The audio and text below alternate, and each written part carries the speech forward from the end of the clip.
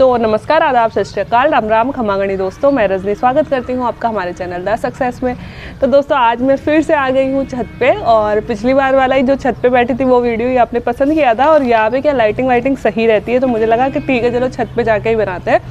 पिछले संडे से मेरा वीडियो नहीं आया, आप लोगों को मैंने प्रॉमिस किया था कि संडे टू संडे में वीडियो बनाऊंगी, पर उसके लिए सॉरी 2-3 दिन थोड़ा सा लेट हो गया।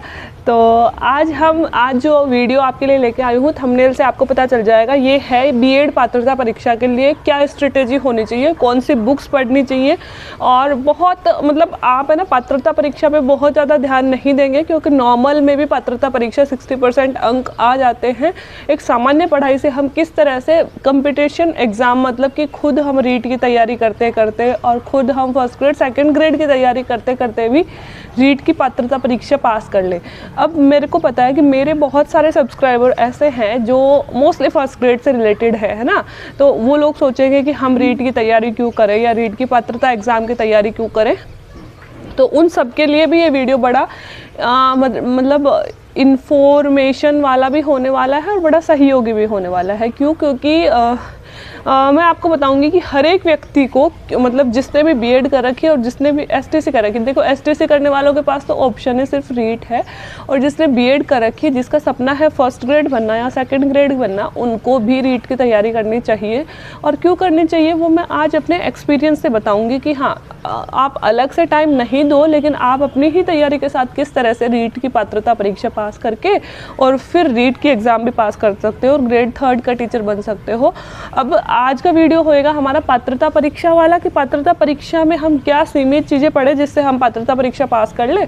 और जो अगले संडे को वीडियो आएगा, अगर आप लोग इसको पसंद करते हो तो अगले संडे को वीडियो आएगा कि रीट की एग्ज़ाम जब मैंने पास करी थी, उस टाइम मैं मेंस की तैयारी करी थी और बिना किसी बहुत अलग से तैयारी के मैंने रीट की एग्ज़ाम पास कर ली थी। आरएएस की तैयारी करते करते ही, तो वो किस तरह से मैंने पास करी थी, उन सोर्सेज के आधार पर मैं आपको बता दूंगी कि आप भी फर्स्ट ग्रेड या फिर जैसे मान लो बहुत सारे बच्चों ने अभी आरएएस प्री दिया होगा, मेंस में सिलेक्शन होने वाला होगा, मतलब मेंस देने वाले होंगे आप में से, या फिर सेकंड ग्रेड की तैयारी कर रहे होंगे, तो वो किस तरह से रीट की एग्ज़ाम बिना किसी बहुत ज़्यादा स्पेशल तैयारी के, थोड़ी तो करनी पड़ेगी, बहुत ज़्यादा स्पेशल तैयारी के पास कर ले। साथ ही आज की वीडियो में मोटिवेशन भी होने वाला है, और सभी के लिए मोटिवेशन होने वाला है। साथ ही कुछ चीज़ें मैं चाहूँगी कि लड़कियों के लिए स्पेशल मैं कहूँगी कि आप लोग रीट की तैयारी करें। ग्रेड 3 का टीचर बनना आसान भी है, और ग्रेड 3 का टीचर की वैकेंसीज भी बहुत आती हैं।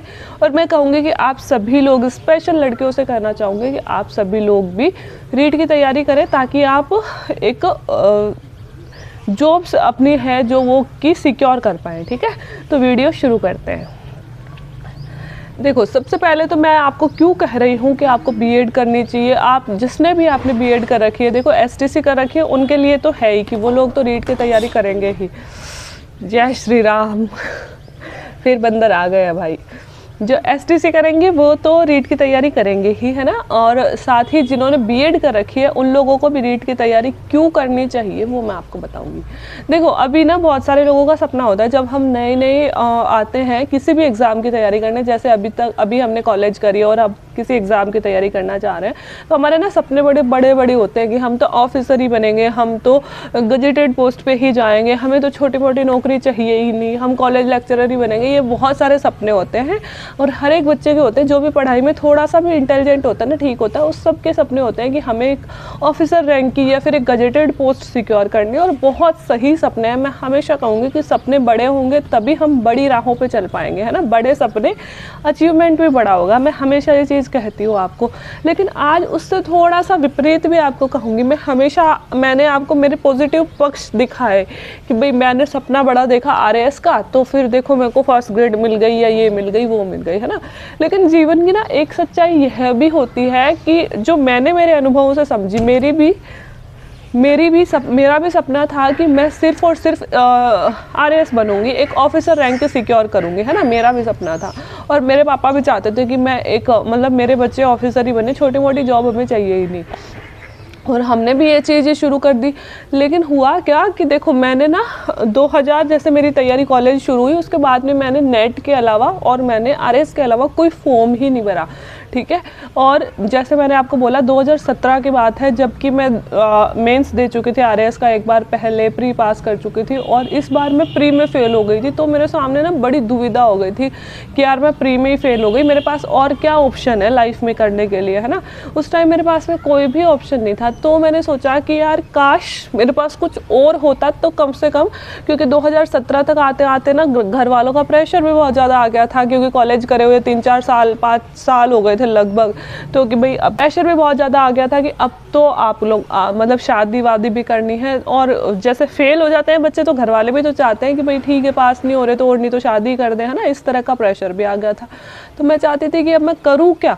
तो उस टाइम पे मैंने सोचा कि यार काश मैं बीएड कर रखी होती, क्योंकि मैं जैसे बैंकिंग वगैरह उसमें जाऊँ, एसएससी वगैरह में, तो मेरी मैथ्स बिल्कुल भी अच्छी नहीं थी, ना ही मेरी साइंस अच्छी थी। तो मैं उधर तो जाने की सोच भी नहीं सकती थी।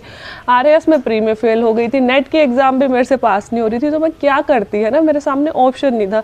तो मैं ऐसे सोची यार उस टाइम पर काश मेरे पास बीएड ही होती, तो कम से कम मेरा सब्जेक्ट ठीक है, हो सकता है मेरा नेट नहीं पास हो रहा हो, पर हो सकता है मैं अपने सब्जेक्ट से टीचर ही बन जाती। और सब लोग उस टाइम पूछते भी थे, अच्छा तू कुछ नहीं बन पाई, तू कुछ नहीं कर पाई, कुछ नहीं है तेरे पास, अरे यार बीएड ही कर लेती, मास्टर ही बन जाती।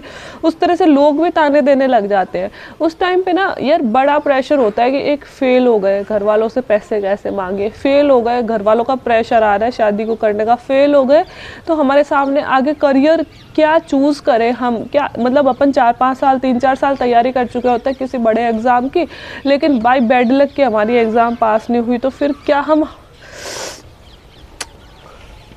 यार बंदरों ने आक्रमण कर दिया, तो क्या हमारे पास में कोई ऑप्शन नहीं है फिर, है ना। तो ये मेरे को भी लगने लगा कि यार अब मुझे क्या करना चाहिए। उस टाइम मुझे फील हुआ कि यार मैं फाइनेंशियली इंडिपेंडेंट नहीं थी, है ना। सबसे बड़ी चीज़ यही तो थी, हमें शर्म आने लगती है। हम शादी के लिए लड़ लेते हैं, हम और सब चीज़ों के लिए लड़ लेते हैं, लेकिन पैसे तो घर वाले ही दे रहे हैं ना। तो उस टाइम ये फील आने लगती है कि काश मैं फाइनेंशियली इंडिपेंडेंट होती तो घर वालों पर भी कम प्रेशर होता, मेरे पे भी कम प्रेशर होता। और इस उम्र में, जिस उम्र में मेरे को घर वालों को देना चाहिए, मतलब मैं तो चलो लड़की हूँ, लड़की से घर वाले इतनी एक्सपेक्ट वो वाली तो नहीं करते, कम से कम कि पैसों में सहारा बनेगा, है ना। बस मम्मी पापा यूँ चाहते हैं कि ये अपने पैरों पे हो जाए। पर अगर आप लड़के हो तो एक 25-26 की उम्र में आते आते 24-25 की उम्र में आते आते घर वाले यूँ सोचने लगते हैं कि भाई लड़का है ये, अब तक हमारी पैसों में हेल्प कर देना चाहिए था, है ना। तो इस तरह की जो दुविधाएं हमारे सामने जब आने लगती हैं तब ऐसा लगता है कि यार काश उस टाइम, देखो बहुत अच्छी बात है हमारा किसी बड़ी एग्जाम में सिलेक्शन हो जाए, लेकिन अगर आप आरएएस की तैयारी कर रहे हो, पर अगर आप ग्रेड फर्स्ट की तैयारी कर रहे हो तो बहुत आसान नहीं होता सिलेक्शन लेना। कई बार होता है कि हम एक दो नंबरों से रह जाते हैं, कभी प्री में रह जाते हैं, कभी मेंस में रह जाते हैं, कभी इंटरव्यू में रह जाते हैं, है ना। तो ज़रूरी नहीं है कि हमारा फर्स्ट सेकंड चांस में सिलेक्शन हो जाए। और बड़ी वैकेंसी है, लंबी प्रोसेस होती है, लेट वैकेंसी आती है, कम वैकेंसी आती है, बड़ी समस्याएं होती है। आसानी से आपके 5 साल कहाँ चले जाते हैं आपको पता भी नहीं होता। आपने 2 या 3 वैकेंसी दी होती है और आपके 5 साल चले जाते हैं। कहने को आप 2-3 बार फेल हुए हो, लेकिन वो जो फेलियर का टैग है ना, वो आपको कहता हूँ 25 साल का हो गया, अभी तक कुछ नहीं बना, है ना। इस तरह का टैग एक बहुत बड़ा लग जाता है हम पे। तब हमें ज़रूरत होती है कि काश मैं फाइनेंशियली इंडिपेंडेंट होता, काश मेरे पास में एक छोटी मोटी नौकरी होती तो मैं कुछ भी करता, कम से कम लोगों का मुंह तो बंद रहता। लोग ये तो नहीं कहते कि अभी तक माँ बाप की खा रहा है, अभी तक माँ बाप पे ही डिपेंडेंट है, इस तरह की बातें तो नहीं आती।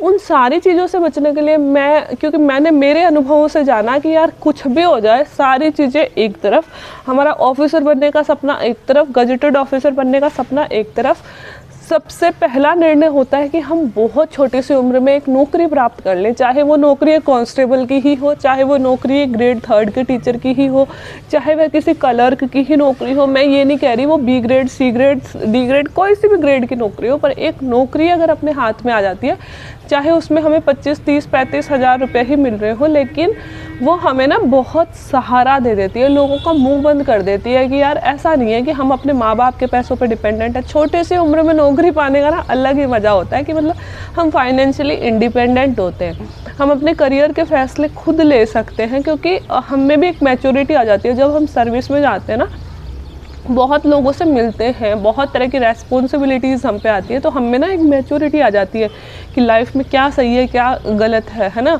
और वो प्रेशर ख़त्म हो जाता है ना कि भाई अब हम क्या करें, हमारे ऊपर प्रेशर है कि या तो नौकरी लग जाओ, और लड़कियों पे तो वो शादी करने वाला होता है कि शादी कर लो, लड़कों पे प्रेशर होता है कि नौकरी लग जाओ, और नहीं लग रहे तो हमारे पैसे तो बर्बाद करना बंद करो और कोई मजदूरी जो भी करना है तो कर लो, क्योंकि माँ बाप पे कितने दिन तक दे सकते हैं पैसे, हम उनको समझते हैं, वो अपनी उम्र का ना बहुत बड़ा हिस्सा हम पे खर्च कर चुके होते हैं।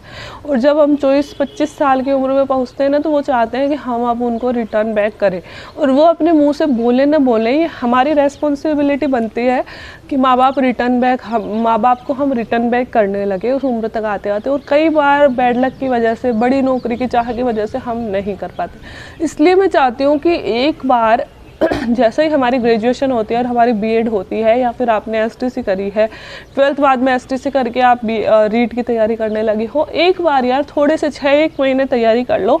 अगर वैकेंसी आई हुई है तो आप एक बार रीट की पात्रता परीक्षा पास करके एक बार रीट की, मतलब स्पेशल भी आपको ज़रूरत नहीं होगी, मतलब 4-5 महीने की तैयारी जैसे फर्स्ट ग्रेड की भी कर रहे हो ना, उसी के अंदर 2-3 घंटे रीट के लिए अलग से दे दो, क्योंकि बहुत सारे टॉपिक्स तो सेम ही होते हैं, है ना, तो भी आपकी रीट निकल जाएगी। इसलिए मैं कह रही हूँ कि हर एक बच्चा, जिसके चाहे सपने बड़े भी हो, नौकरी लगने के बाद आप कितने ही दिन तक पढ़ो यार, ना तो आपके पास पैसों की कमी है और ना ही आपके पास में टाइम की कमी है। शादी कर रहे हैं, कर दे घर वाले, कोई इशू नहीं है, हम पैसे पे तो हम आत्मनिर्भर हैं ही, और घर वालों को सपोर्ट भी कर रहे हैं, और वो हमारे फैसले की इज्जत भी करेंगे कि हम अगर 1 साल की भी विदाउट पे लीव लेंगे ना, तो वो हमारे फैसले की इज्जत भी करेंगे कि हाँ भाई ठीक है, बच्चा समझदार है, अपने जो फैसले ले रहा है वो सही ही फैसले हो गए। इस तरह से आप सोच रहे हो कि मैं टेढ़ी मेढ़ी क्यों हो रही हूँ, क्योंकि बंदर आ गए थे बहुत सारे, वो इधर उधर घूम रहे थे। ठीक है, अब मैं अगर नीचे जाऊँगी तब तक अंधेरा हो जाएगा, इसलिए मुझे वीडियो कंप्लीट करना है। ठीक है, तो नौकरी लगने के बाद में हमारे फैसलों की भी इज्जत करी जाती है। हम जितना पढ़ना चाहें, तब तो हम अगर टाइम भी मांगे ना, जैसे आप एक लड़के हो, आप 24 साल 23 साल 22 साल की उम्र में आप एक टीचर बन गए हो, ग्रेड 3 के बने हो, चाहे फिर आप अगर 27-28 साल तक भी पढ़ना चाहो, घर वाले आपको बाकायदा टाइम देंगे, क्योंकि वैसे भी नौकरी तो लग ही चुके हो, रिश्तों की कमी तो आपके पास होनी नहीं है। और लड़की भी अगर होती है ना, तो भी उसको भी टाइम दिया जाता है कि अगर मान लो 21, 22, 23 उम्र में अगर वो ग्रेड 3 की टीचर बन गई, तो फिर वो कहती है कि पापा मैं अभी फर्स्ट ग्रेड की तैयारी करना चाहती हूँ या कॉलेज लेक्चरर की तैयारी करना चाहती हूँ, तो माँ बाप 26-27 साल की उम्र तक आराम से उसे टाइम दे देते हैं, क्योंकि उसके लिए भी रिश्तों की कमी नहीं है और लोग कुछ बोल भी नहीं सकते, बिकॉज वो पहले से फाइनेंशियली इंडिपेंडेंट है। इसलिए मैं कहूँगी कि एक बार अगर आप किसी भी एग्ज़ाम की तैयारी कर रहे हो और आपके सामने जैसे ग्रेड 1 की भी वैकेंसी आने वाली है और इसी बीच पे रीट की जैसे पात्रता एग्ज़ाम लगती है, तो आप बिल्कुल भी मिस मत करना और आप उस एग्ज़ाम को पास ज़रूर करना, क्योंकि लाइफ में ना नौकरी सबसे बड़ी चीज़ है। अब देखो, कुछ बच्चों ने कमेंट किया था कि मैडम मोटिवेशन आपने नौकरी से जोड़ दिया, नौकरी ही लाइफ में सब कुछ नहीं होती। अब यहाँ हम बात ही सिर्फ उसकी कर रहे हैं, इसलिए मैं बोल रही हूँ। बाकी तो यार ज़िंदगी में अचीव करने के लिए तो बहुत कुछ है, ये तो तुच्छ लक्ष्य है। ज़िंदगी तो बहुत बड़ी है, अपनी ज़िंदगी तो लक्ष्य तो अपने बहुत बड़े होने चाहिए, है ना। तो अपन बात अभी करियर की और उस फील्ड की कर रहे हैं, इसलिए मैं आपको उस तरह से ही मोटिवेट करती हूँ यहाँ पे। ठीक है, तो आज हम बात करेंगे, अभी हम बात करने वाले हैं रीट की पात्रता परीक्षा की तैयारी क्यों करनी चाहिए, ये मैंने समझा दिया। ठीक है, एक चीज़ और बोलूँगी मैं आपको कि यार जब आपको ऐसे लग रहा है ना कि ठीक है क्या हो गया, माँ बाप हैं, दे रहे हैं, पैसे देते रहेंगे, थोड़े दिन और दे देंगे, 25-26 साल तक तो उनकी जिम्मेदारी बनती है, दे ही देंगे, लेकिन यार ऐसा नहीं है। हमें ना उनका सहारा बनना चाहिए। कई बार क्या होता है यार कि ज़िंदगी में बहुत कुछ मिस हैपनिंग हो जाता है और अपन को पता भी नहीं चलता कि ये कब हो गया, ये कैसे हो गया। इसलिए मैं चाहती हूँ कि यार जितनी जल्दी हम माँ बाप का सहारा बन सके उतनी जल्दी ठीक रहेगा। अभी हमारी फैमिली में ही एक छोटी सी घटना हुई कि हमारे एक रिलेटिव है जिनके 2 बेटे हैं, दोनों सक्सेसफुल हैं लगभग। एक बेटा इंजीनियर है जो अभी इन्फोसिस में लगा, और सेकंड बेटा उनका डॉक्टर बना है, जिनकी अभी उनकी MBBS चल रही है और लास्ट ईयर चल रही है। और उनके पापा जस्ट अभी उसकी लास्ट ईयर की फ़ीस दे के और जा रहे थे कहीं पे अपनी जॉब करने, और वो अपने बेटे को कह के गए थे कि बेटा तेरी लास्ट किश्त मैंने दे दी है और उसके बाद में बस अब मेरी तरफ से दायित्व पूरा हुआ और अब तुम लोगों की मतलब कमाई से मैं जीऊँगा, अब इसके बाद में मैं कभी किसी की नौकरी करने नहीं जाऊँगा। और उनकी ट्रेन में ही डेथ हो गई, है ना। तो अब मैं ऐसे सोचती हूँ कि यार कितना बुरा और कैसा लग रहा होगा बच्चों को, क्योंकि जिस उम्र में हमें माँ बाप को सुख देना था, उस उम्र से पहले ही हमारे पापा एक्सपायर हो गए। सारी ज़िंदगी उन्होंने हमारे लिए किया और हम जब करने की बारी आई उनके साथ ऐसा कुछ हो गया। तो थोड़ा सा ऐसे लगता है यार कि है ना, जितनी जल्दी हम माँ बाप के लिए कुछ कर सकते हैं ना, उतनी जल्दी हमें करना चाहिए। हमें हमारी जो ज़िंदगी का कीमती समय है वो दोस्तों में, सोशल मीडिया में, वीडियोस बनाने में, इधर उधर घूमने में, इस पे वेस्ट नहीं करके सबसे पहले ज़रूरी है कि अपने परिवार का सहारा बन जाओ, बाकी सब चीज़ें बाद में है। तो माँ बाप के लिए ना मतलब कुछ लाइनें मैं बोलना चाहूँगी यहाँ पे कि दोस्त यार ना बहुत सारे मिल जाते हैं ज़िंदगी में और हम उनकी वैल्यू भी भूल जाते हैं। एक उम्र में, जब उम्र होती है हमारे 17 से लेकर 20-21 तक, हमें लगता है दोस्त यार है ना यही सब कुछ है ना, सुनहरे से सपने होते हैं ज़िंदगी के। लेकिन उसी उम्र में हमें कद्र भी समझनी चाहिए माँ बाप की, कि यही उम्र हमारी करियर बनाने की भी होती है। कि यार एक चीज़ सोचो आप कि हमें फ़ोन कौन दिलाता है बताओ? पापा दिलाते हैं, मम्मी दिलाती है। और हम फ़ोन पे सबसे कम बातें किससे करते हैं? पापा या मम्मी से ही करते हैं।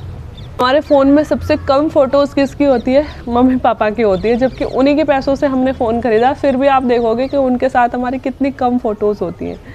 ज़िंदगी में हर मुश्किल में हमारे साथ में कौन खड़ा होता है? माँ बाप। और सबसे कम किसके साथ बैठते हैं? माँ बाप के साथ में। चिंता हमारी किसको होती है? मम्मी पापा को। और हम सबसे कम समय किसके साथ बिताते हैं? मम्मी पापा के साथ में। तो यार ये तो दुनिया है, लोग आते हैं, दोस्त आते हैं, जाते रहेंगे, है ना, न जाने कितने दोस्त बनते हैं, बिछड़ते रहेंगे, लेकिन एक माँ बाप ही है यार जिनका प्यार हर उम्र में, हर परिस्थिति में, हर सिचुएशन में हमारे साथ रहता है।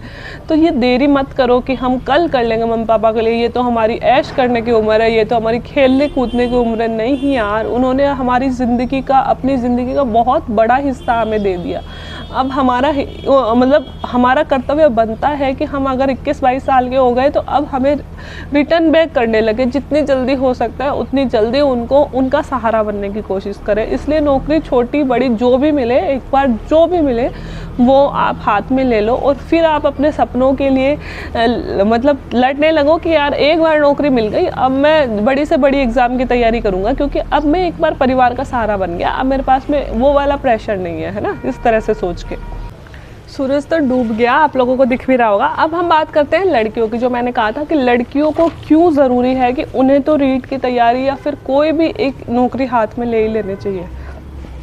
सबसे पहले तो देखो हम लड़कियों पे ना प्रेशर होता है कि बहुत सारे परिवार तो ऐसे हैं जो कॉलेज में नहीं जाने देते, उससे पहले शादी कर देते हैं। बहुत सारे परिवार ऐसे हैं जिन्होंने कैसे जैसे प्राइवेट करा के कॉलेज पढ़ा ली, शादी कर देते हैं। बहुत सारे परिवार ऐसे हैं जिन्होंने कॉलेज करवा के या कॉलेज के साथ 1-2 साल का हमें टाइम दिया और फिर शादी कर देते हैं। तो हम देखो उनकी मानसिकता को नहीं बदल सकते और एक दिन में हम सोसाइटी को भी नहीं बदल सकते कि हमारे परिवारों में 22-23 उम्र में लड़कियों की शादी हो रही है और हम लड़ ले और सब कुछ कर ले तो हमारे लिए मान जाएंगे? घर वाले नहीं मानेंगे, वो समझेंगे ही नहीं हमारी चीज़ों को, है ना।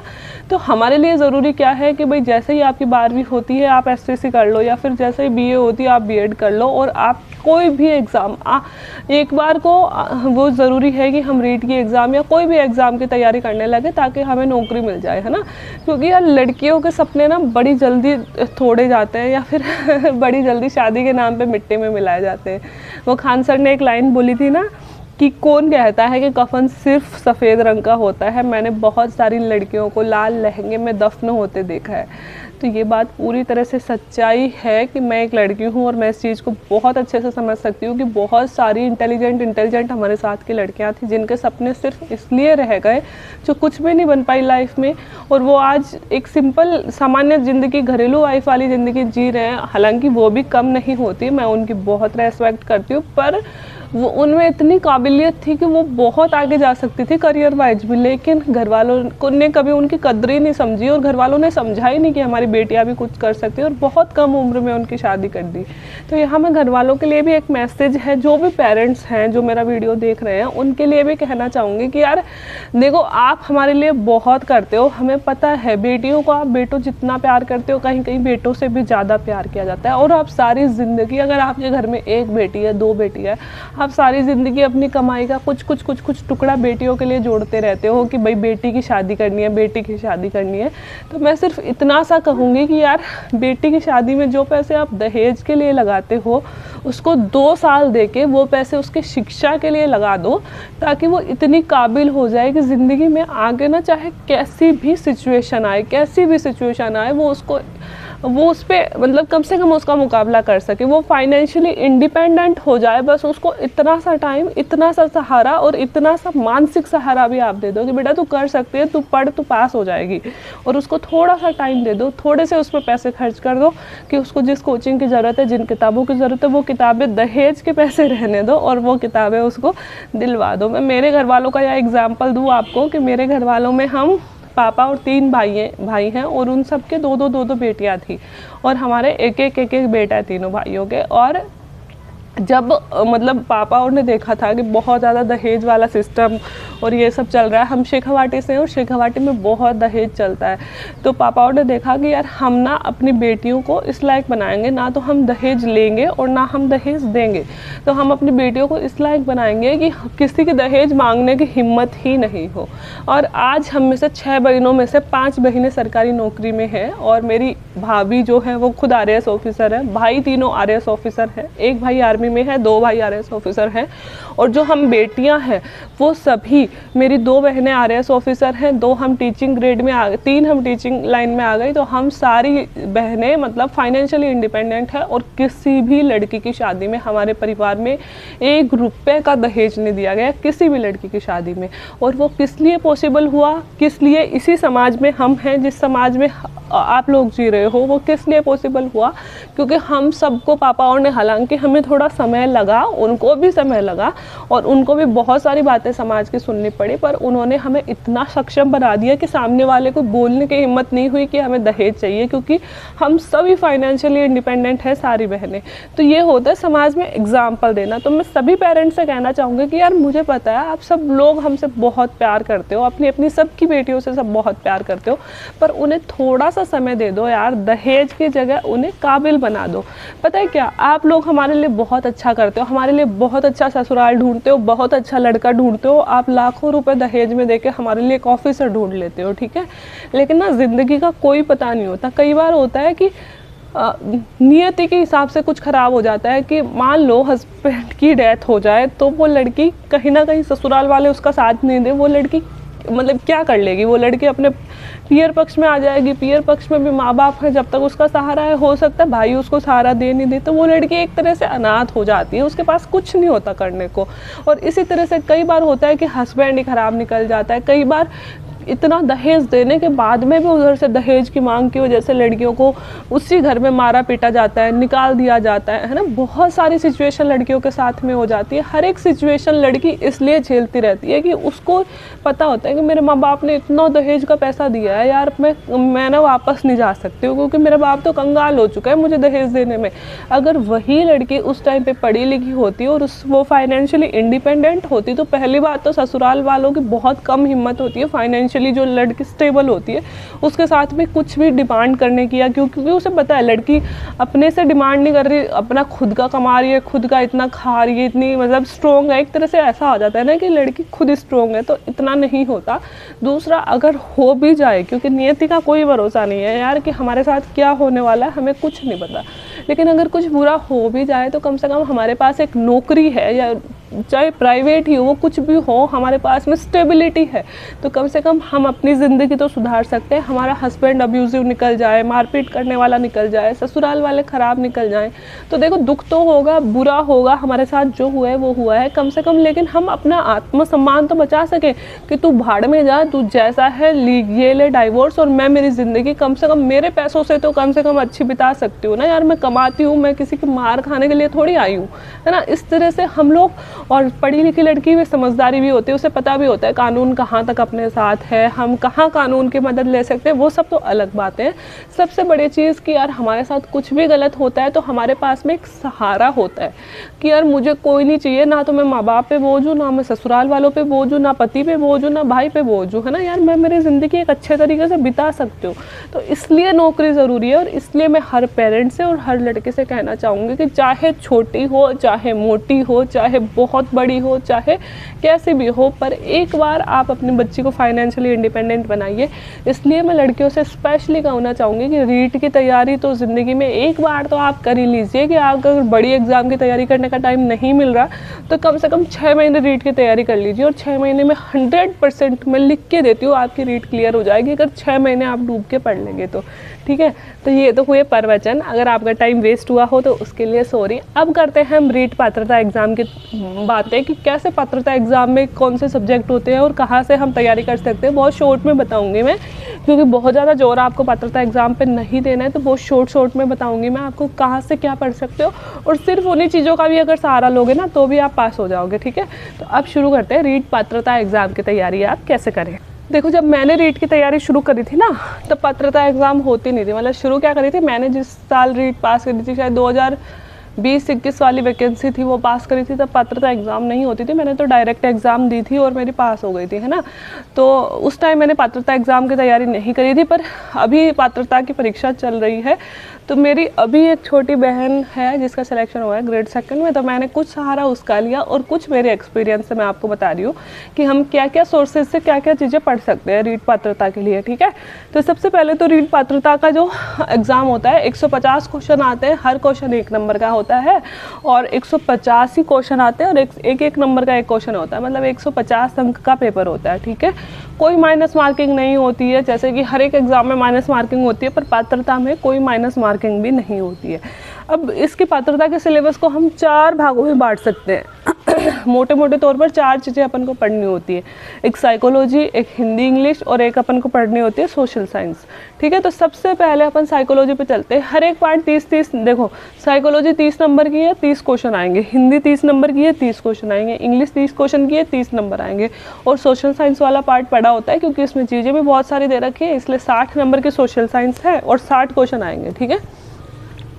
अब सबसे पहले तो रीट की तैयारी जो साइकोलॉजी है वो कैसे पढ़े, तो मैंने आपको पहले भी बोला था और मैं आपको अब भी बोल रही हूँ कि अजय सर के जो साइकोलॉजी वाले वीडियोस पढ़े हैं, यूट्यूब पे पढ़े हैं, वो वीडियो फ्री में है ना, उनसे आप पढ़ सकते हो। अजय चौधरी, राजस्थान जीके बाई अजय चौधरी, या फिर यू डाल लो आप साइकोलॉजी बाई अजय चौधरी, उनके वीडियोस आपके सामने खुल जाएंगे। उन्होंने रीट वाली साइकोलॉजी पूरी पढ़ा रखी, पात्रता की नहीं पढ़ाई, पर रीट और पात्रता वाली दोनों जो साइकोलॉजी है ना, रीट मेंस की और पात्रता की, वो लगभग पूरी सेम है। तो आप अजय चौधरी, क्योंकि मैं सिर्फ और सिर्फ वो सोर्स बता रही हूँ जहाँ से मैंने पढ़ा या मेरी सिस्टर ने पढ़ा, जो अभी हाल ही में इंग्लिश से 2nd ग्रेड से उसका रिज़ल्ट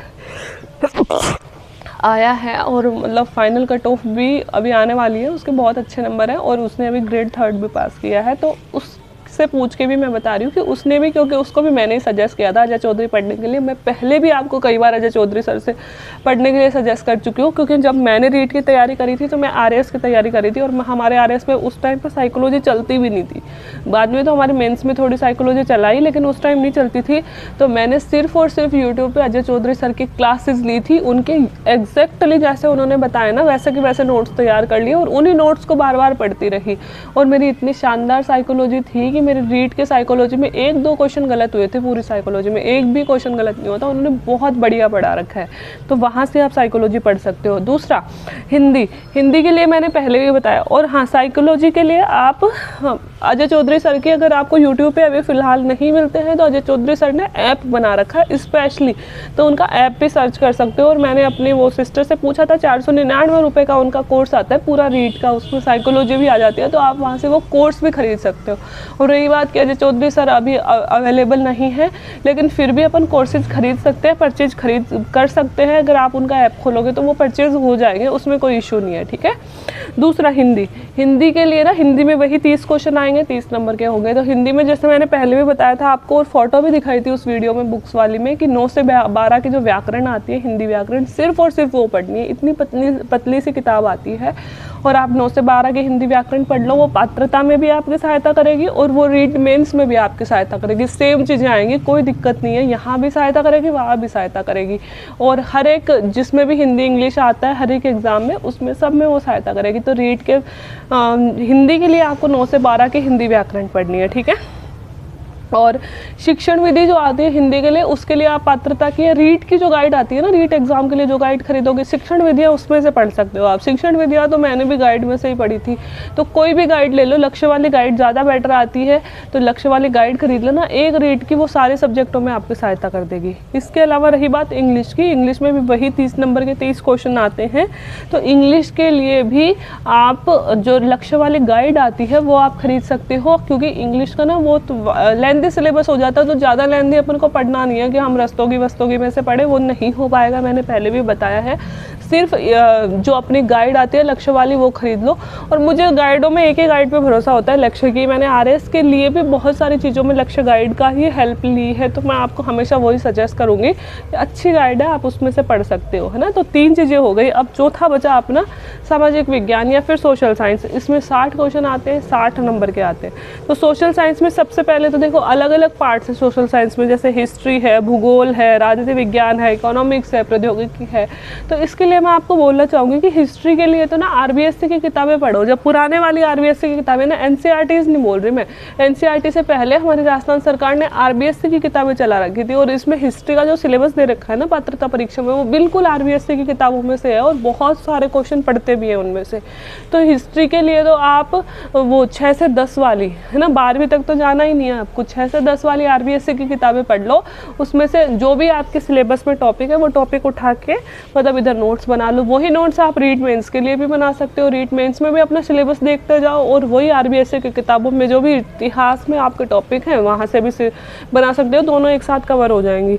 दूसरा भूगोल, भूगोल के लिए जो अभी एनसीईआरटीज़ चल रही हैं सरकारी स्कूलों में, वो आपको ऑनलाइन भी मिल जाएंगी। जैसे आप डालोगे ना 6th क्लास एनसीईआरटी इन हिंदी PDF, तो आपको ऐसे कैसे गूगल पे वो मिल जाएगी, तो आप वहाँ से PDF डाउनलोड कर लो, 6वीं से 10वीं तक की किताबें डाउनलोड कर लो, और ज्योग्राफी आप उसमें से तैयार कर लो, ठीक है। तो हिस्ट्री आपको आरबीएससी में से तैयार करनी है और ज्योग्राफी आपको करनी है एनसीईआरटीज़ में से तैयार।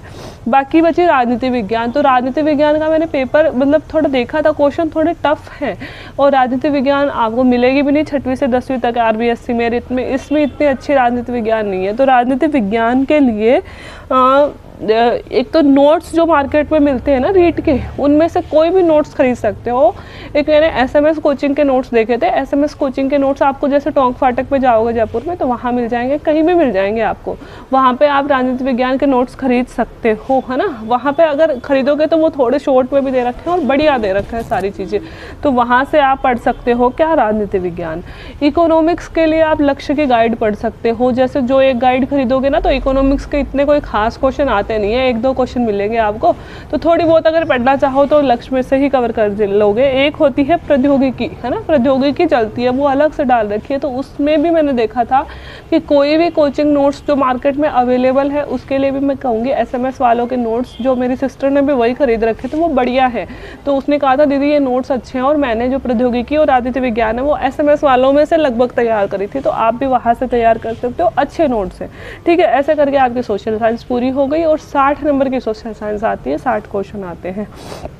इसके अलावा बच्ची कि क्या हमें टेस्ट सीरीज़ या फिर ऐसा कुछ करना चाहिए, तो टेस्ट सीरीज एक तो परिष्कार की चलती है, पात्रता के लिए नहीं, रीट के लिए और पात्रता के लिए अलग से चलती है कि वो मुझे पता नहीं, पर रीट के लिए परिष्कार की टेस्ट सीरीज चलती है, तो लगभग आप वो ज्वाइन कर सकते हो, और शायद पात्रता के लिए भी अलग से चलती होगी। तो एक तो परिष्कार की टेस्ट सीरीज सही थी, और अजय चौधरी सर ने ना जहाँ ऐप पर है ना रीट 499 लगभग उस टाइम तो उसकी प्राइस थी, अब कितनी प्राइस है शायद इतनी ही है, उनकी प्राइस बड़ी नहीं है, तो 499 में वो रीट नीट का पूरा सिलेबस भी आपको करवाएंगे, साथ ही उन्होंने बहुत सारे टेस्ट डाल रखे हैं उसमें, तो कोई अलग से टेस्ट सीरीज खरीदने की ज़रूरत ही नहीं है। अगर अब आप ये मत बोलना कि मैं अजय चौधरी सर से पैसे लेके, मुझे तो ये भी नहीं पता, मैंने कभी उनको बाई फेस भी नहीं देखा, जैसे आप लोग यूट्यूब पे पढ़ते हो वैसे ही मैं पढ़ती हूँ, पर उनका बड़ा अच्छा मतलब उन्होंने सिंपल तरीके से समझा रखा था, इसलिए मैं कह रही हूँ उनका अगर आप खरीदोगे ना कोर्स एक, तो उसमें आपको टेस्ट सीरीज मिल जाएगी उधर, है ना, तो अलग से टेस्ट सीरीज भी लेने की ज़रूरत नहीं है।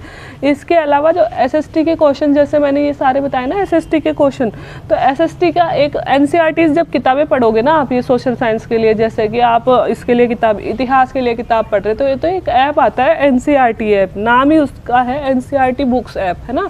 उस ऐप पे आप एनसीईआरटी की किताबें भी पढ़ सकते हो, और उस बुक्स में हर किताब के चैप्टर के पीछे ना क्वेश्चन दिए हुए होते हैं सॉल्व करने के लिए, और हर किताब खत्म होती है उसके पीछे भी उसके क्वेश्चन दिए हुए होते हैं, तो लगभग आपकी तैयारी वहीं से हो जाती है। बहुत सारे क्वेश्चन जब आप सॉल्व कर लेते हो ना, तो वहीं से लगभग तैयारी हो जाती है। तो ये हमारा पूरा मतलब, मुझे नहीं लगता जो मैंने आपको सोर्सेज बताए हैं वो कोई बहुत ज़्यादा वाइड है, बहुत ज़्यादा सर पे लेना भी मत इसको, बहुत ज़्यादा चीज़ें अपन को पढ़नी भी नहीं है, और इन्हीं के थ्रू लगभग आपकी रीट की तैयारी भी हो रही है ना। तो ये सारी चीज़ें भी आप पढ़ लोगे ना, तो आपकी पात्रता जो निकलेगी, साथ में रीट की एग्ज़ाम की भी बहुत शानदार आपकी तैयारी हो जाएगी। तो अंधेरा हो रहा है, आज का वीडियो यही ख़त्म करते हैं। तो सबसे पहले देखो, मैं एक बार फिर से बता दूं, साइकोलॉजी के लिए आपको अजय चौधरी सर का पढ़ा था मैंने, आप वहाँ से पढ़ सकते हो। हिंदी के लिए 9 से 12 की हिंदी व्याकरण पढ़नी है। इंग्लिश के लिए आपको लक्ष्य की गाइड खरीदनी है। सामाजिक विज्ञान में इतिहास आपको पढ़ना है आरबीएससी की बुक से, और आपको ज्योग्राफी पढ़नी है एनसीईआरटीज़ की किताबों में से। आपको इकोनॉमिक्स पढ़नी है गाइड में से, अगर पढ़ना चाहो तो, नहीं इतनी ज़रूरी नहीं है। राजनीति विज्ञान और प्रौद्योगिकी आप कोई भी कोचिंग के नोट्स खरीद सकते हो। एसएमएस कोचिंग के नोट्स मैंने देखे हैं, वो ठीक है अगर आप खरीदना चाहो तो। टेस्ट सीरीज एक परिष्कार की चलती है, वो भी ठीक है। इसके अलावा नहीं भी टेस्ट सीरीज लो, और अजय चौधरी का अगर कोर्स खरीदा है तो उन्होंने बहुत सारे रीट के टेस्ट डाल रखे हैं, वो आप सॉल्व कर सकते हो। साथ ही एनसीईआरटी बुक्स ऐप नाम से एक ऐप आता है, जिसमें आप एनसीईआरटी की किताबें भी पढ़ सकते हो। साथ ही एनसीईआरटी के हर चैप्टर के पीछे क्वेश्चन आंसर दिए हुए हैं, तो वहाँ से सॉल्व कर लोगे तो आपकी रीट ही नहीं, बाकी सारे एग्जामों में आपकी सहायता होने वाली है। तो इस तरह से 150 क्वेश्चन में पिछली बार पात्रता परीक्षा में लगभग 90 नंबर चाहिए थे, है ना। वो जनरल के बता रही हूँ मैं, बाकी और कैटेगरीज के तो थोड़े कम होते जाते हैं। तो इतने नंबर, इतने क्या, इनसे तो बहुत अच्छे नंबर आ जाएंगे अगर ये स्ट्रेटेजी भी अपनाओगे। आज के लिए इतना ही। अगर वीडियो अच्छा लग रहा है और अगला वीडियो आप किस पे चाहते हो वो बताइए। इस वीडियो में अगर आपको कोई कमी लगी हो, कोई सजेशन चाहते हो, कोई सुझाव चाहते हो, इम्प्रूवमेंट चाहते हो, तो भी आप बता सकते हो। बाकी वीडियो देखने के लिए thank you so much. Videos पे अपना प्यार यूँ ही बरकरार रखिए। वीडियो को ज़्यादा से ज़्यादा शेयर कीजिए। चैनल को सब्सक्राइब नहीं किया तो प्लीज़ सब्सक्राइब कर दीजिए, और थम्स अप या जो भी है, अच्छा नहीं लगा तो आप डिसलाइक भी कर सकते हैं। साथ ही अच्छा लगा है तो चैनल को भी ग्रो करने में मदद करें। बाकी वीडियो देखने के लिए thank you so much. Bye bye.